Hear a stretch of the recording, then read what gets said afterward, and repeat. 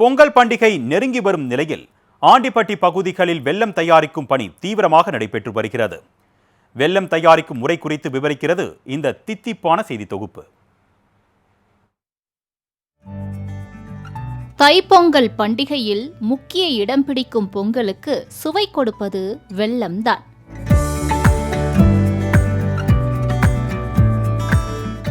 பொங்கல் பண்டிகை நெருங்கி வரும் நிலையில் பொங்கலுக்கு தேவையான பொருட்கள் தயாரிப்பும் தீவிரமடைந்து வருகிறது. அந்த வகையில் தேனி மாவட்டம் ஆண்டிப்பட்டி அருகே உள்ள குன்னூர், அம்மச்சியாபுரம் உள்ளிட்ட பகுதிகளில் நூற்றுக்கணக்கான ஏக்கரில் வெள்ளை கரும்பு சாகுபடி செய்யப்பட்டு வருகிறது.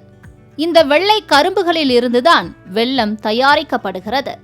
இந்த கரும்புகளை அறுவடை செய்து இயந்திரம் மூலம் சாறு பிழிந்து அந்த கரும்பு சாறை ஒரு பெரிய அகண்ட வாணலியில் ஊற்றி அடுப்பு மூட்டி திறந்த நிலையில் சுமார் 200 டிகிரி செல்சியஸ் வெப்பத்தில் நீண்ட நேரம் கொதிக்க வைக்கின்றனர். இதனால் கரும்பு சாற்றில் உள்ள நீர் ஆவியாகி பாகு பதத்திற்கு வருகிறது. பின்னர் அந்த பாகை வேறு பாத்திரத்திற்கு மாற்றி இளம் சூட்டுடன் உருண்டைகளாக பிடிக்கின்றனர். ஆற வைக்கப்பட்ட இந்த உருண்டைகளே சுத்தமான மண்டை வெல்லமாக நமக்கு கிடைக்கிறது.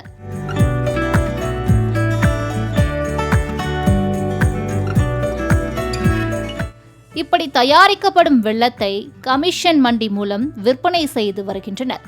மேலும் வியாபாரிகளும் பொதுமக்களும் நேரடியாக வந்தும் வெல்லத்தை வாங்கி செல்கின்றனர்.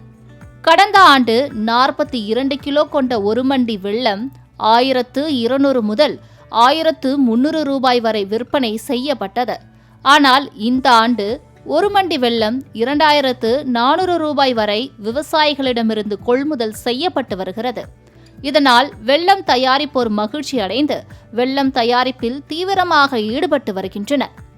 அதே நேரம் உருண்டை வெல்லத்திற்கு நிலையான விலை இல்லாததால் உற்பத்தியாளர்கள் பாதிக்கப்படும் நிலை உள்ளதாக கூறும் விவசாயிகள் பொங்கல் பண்டிகைக்கு அரசு வழங்கும் பொங்கல் பரிசு தொகுப்பில் தாங்கள் தயாரிக்கும் உருண்டை வெல்லத்தை வழங்க வேண்டும் என்றும் இதற்காக அரசே நேரடியாக வெல்லத்தை கொள்முதல் செய்ய வேண்டும் என்றும் கோரிக்கை விடுத்துள்ளனர்.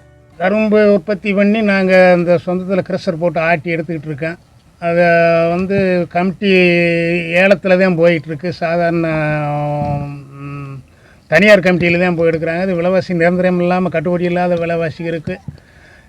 இப்போ கவர்மெண்ட் பொங்கலுக்கு இந்த வெல்லம் கொள்முதல் செய்கிற மாதிரி சொல்கிறாங்க.